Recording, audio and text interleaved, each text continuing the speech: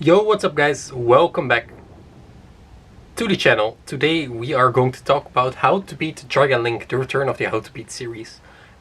This week we're going to talk about Dragon Link, next week we are going to talk about Brankit, so be sure to stay tuned for that. So this was a poll up on my community tab on youtube.com/Tatsym. If you go to my channel, you can press the community tab, and over there I post a lot of polls about future content and just general fun stuff. So if you want to get a little bit more involved, be sure to go to the community page once in a while and see what's up.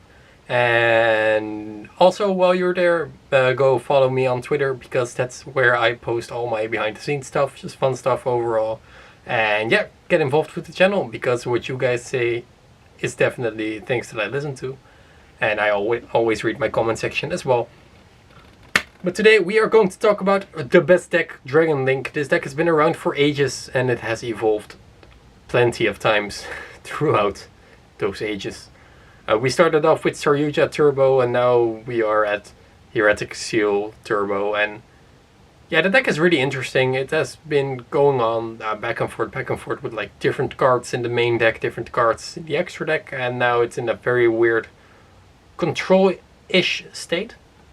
What I mean by that is that the deck doesn't really go full combo, you know, like we are used to. Like back in the day, we were like ending on a Colossus, a Seal, a Apollosa for 4, and a Pearl Savage, and another negate. But this, nowadays, the real end board is like a Heretic Seal, a Link 4, and a Savage, which is still really, really impressive, but it's not at all what it used to be.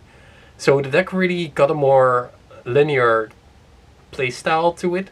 Instead of going like push, push, push, it's now just get on a solid end board, don't die, and kill the opponent next turn. So yeah, what does Dragon Link really do? So what we're going to talk about first is, or to know how to beat Dragon Link, you must understand Dragon Link first. So the card at the heart of the core right now is the Heretic Seal of Heavenly Spheres. Now this card has a quick effect that when it is in the extra monster zone, it can tribute itself or a face-up dragon or in your hand to bounce a face-up card your opponent controls back to the hand. Now, this is one of the easiest places to stop your opponent, because there are a lot of decks that are reliant on their normal summon. And when it is tributed, you can special summon a dragon from your deck, but its attack and defense become 0.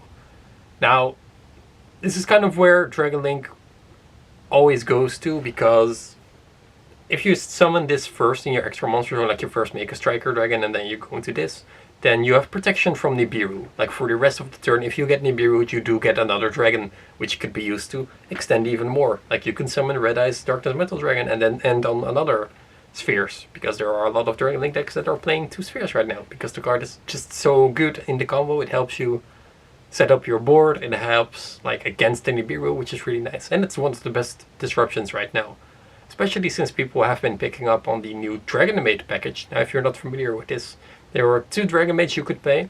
The best one to play is Dragon Maid Chambers. When she is normal or special summoned, she can add a Dragon Maid spell or trap from your deck to your hand.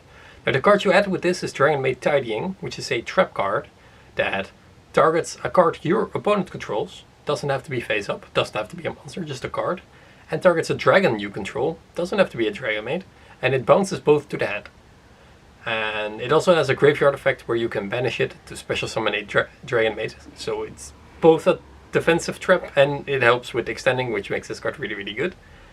But the thing with this trap is that if you don't really have a good hand, you can still end on like a seal and a trap.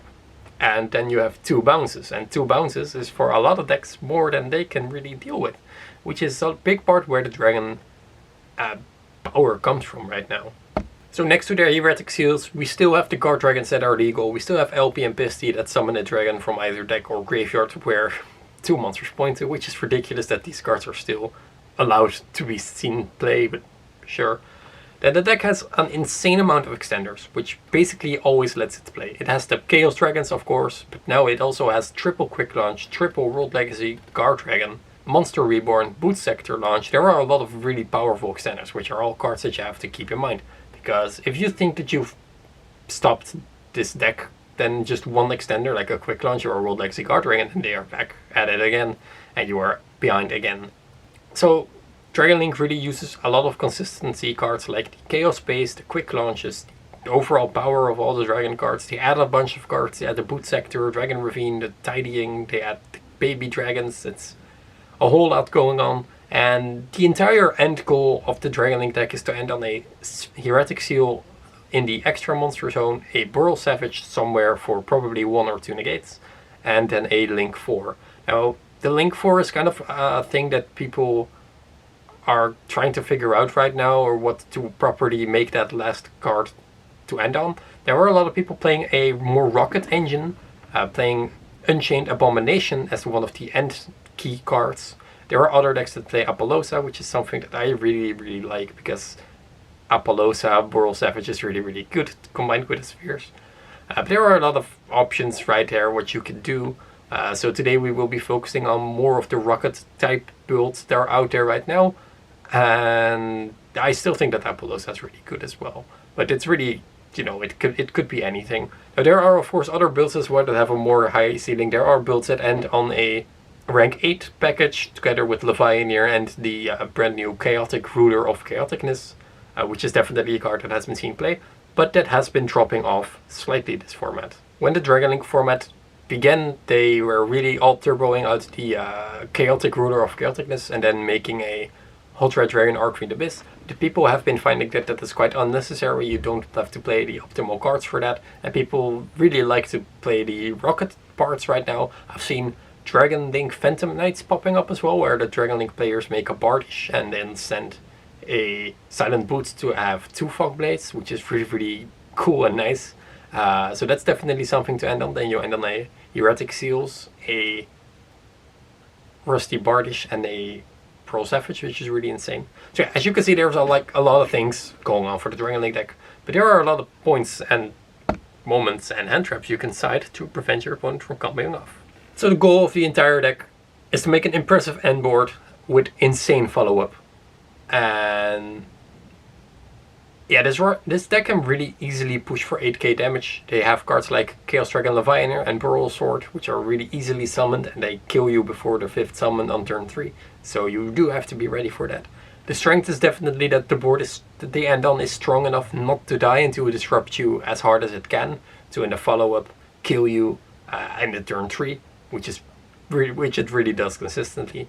The weakness though is that there are some hand traps that are just a little bit too effective against this deck. And although you have hands that can play through like a Lancea and a Droll, there are also hands that do die to Nibiru even though you have ended on a seal. Because this deck can have like all extenders, it also can have 0 extenders, which is something that you are going to have to read your opponent into doing. So what is the counter strategy? Well, first of all, if they are going first, then they will end on a seal. And one of the most important things to do is to try to bait out that seal. This can be either done with a normal summon attack, or something like a Pankratops can really deal with that role. Just normal summon attack, kick over it. Then you do have the challenge to destroy the other cards before you end your turn, because you don't want to leave that Savage up. But baiting out the spheres is probably one of the most important things, because spheres is, I think, the most powerful. I think that spheres is better than a negate. Being able to bounce like something that you are investing resources in is really good. Now, something to keep in mind as well is that the Rocket Tracer, when its effect is used, it does restrict the opponent into only special summoning dark monsters from the extra deck for the rest of this turn. So if you wait until they use their Tracer, for example, they have like a Heretic Seals and an Abomination, and then you wait until they summon their Tracer, use effect, and then you Nibiru, then they cannot make another Seals, which is really nice, and that also really disrupts their turn. And for the rest, just beware that they are going to have like resources engraved, like a Chaos Dragon Levianeer that they will add back with a Safer, so try to prevent that. I think that the Levianeer is easily the scariest thing for their turn 3, because even though you might have a good setup to disrupt their board with like a couple of traps, it's really easy for them to only just summon Levianeer and destroy your entire field anyway, while still having up negates. So some of the side deck strategies, or the main deck strategies that you could possibly play, is first of all, Ash Blossom is really good. Beware that you do not want to play into Gamma, because there are still a lot of Dragon Link players playing Gamma. But Ash Blossom on the Heretic Seal, if it has bounced in your turn, is already pretty good. You can also use it on like the Safer or the Chaos Space, which is really nice, cutting off their resources, making them go minus just a little bit harder. Using it on LP is also really solid. because to make an LP and a Pisty, you do have to have a level 4 dragon, which might be really hard for them to do after they summoned LP and have no further dragons on the field. A Gamma is really good for removing cards. Gammaing the LP is really nice. Gammaing a Burl Savage in your turn is really nice. It's also cool that if they end on the Apollosa anyway, not the Abomination, you can just save your Nibiru in hand, and the Nibiru, the Apollosa, you Gamma, which is also really solid to do. So Gamma really helps because removing bodies against the Dragon Link deck is really nice. And I'm gonna talk about that a little bit later too. Then we have Ghost Ogre. Ghost Ogre is really solid against both LP and Pisty. It's also really nice against Boot Sector Launch, because Boot Sector Launch is one of the strongest cards in this deck. Not only does it help them get out the Tracer from their hand, in the next turn it allows them to special summon 2 monsters from their graveyard, which is really insane. Monster Reborn for 2 in a field spell form is really nice. So Boot Sector Launch is also definitely one of the key cards of the deck, which is something that you might want to remove. Do note that a lot of the pure Rocket lists are focusing on 2 Boot Sectors right now, which is a lot, and it only shows how strong the card really is. Then we have some more specific hand traps. We have the Nibiru, which is a card that you could main or could side right now. We have Droll and Lockbird, which is really solid against the deck, because one of their first plays will always be summoning a Striker Dragon or using Chambers to search 1. And if you Droll and Lockbird after that, it's going to be quite difficult for the deck to play. Keep in mind, Droll and Lockbird after a starting Chaos phase could result in getting it Gamma, so be aware. Try to play it safe and always just use it after the Striker Dragon effect. Then we have Artifact Lancia, which is similar to Droll and Lockbird, but this card doesn't really have to be good against the deck. It stops their baby dragons, their Chaos phase play, it stops their Levianeer, but they still can really play, so that's something to keep in mind. You know, if your locals has a lot of invoked, then you can definitely, you are probably siding it, for example, and then you can put it in. It's not gonna necessarily win you unless you have a very specific hand though. Then we have Ghost Bell. Ghost Bell is really strong against both Pisty and World Legacy Guard Dragons, so Ghost Bell is definitely a good card to play. It can also negate Boot Sector Launch if needed, so that's really nice.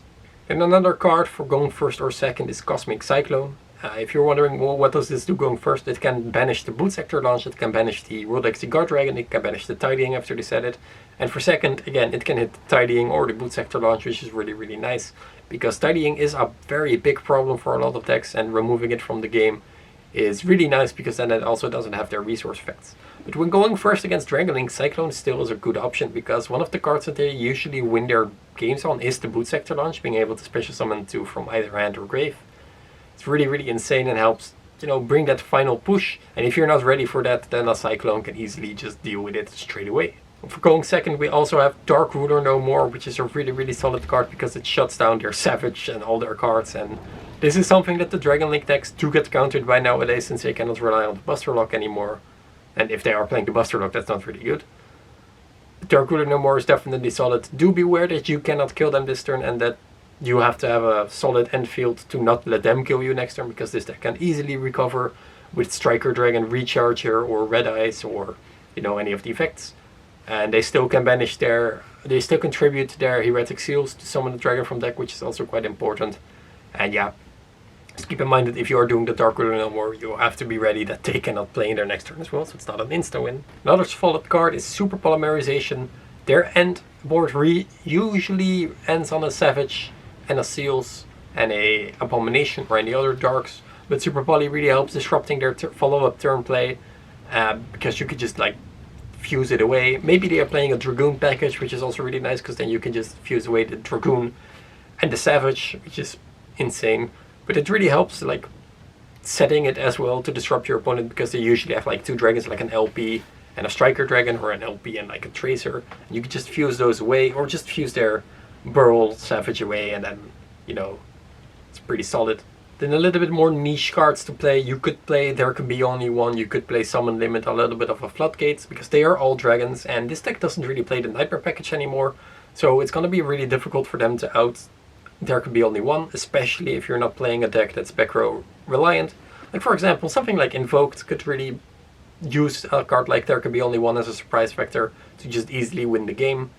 And Summon Limit is also really nice, because they really cannot destroy it under 2 summons, which is really nice. And the last cards that I wanted to talk about is the Buster Blader engine, because Buster Blader shits on dragons. I have a deck profile featuring Buster Blader and Dragon Link in the same deck to hard counter the meta while playing the meta. And yeah, that really helps because they cannot activate dragon effects anywhere in their possession, which is basically an insta-win. So that's definitely something to look into if your deck really is like not normal summon dependent, or if you play dragons already. So I hope that these tips and tricks kind of help you playing against Dragon Link deck. I hope that I provided some good, solid deck building strategies for you. If you have any more tips on how to beat the dragons, then be sure to let them know in the comment section down below.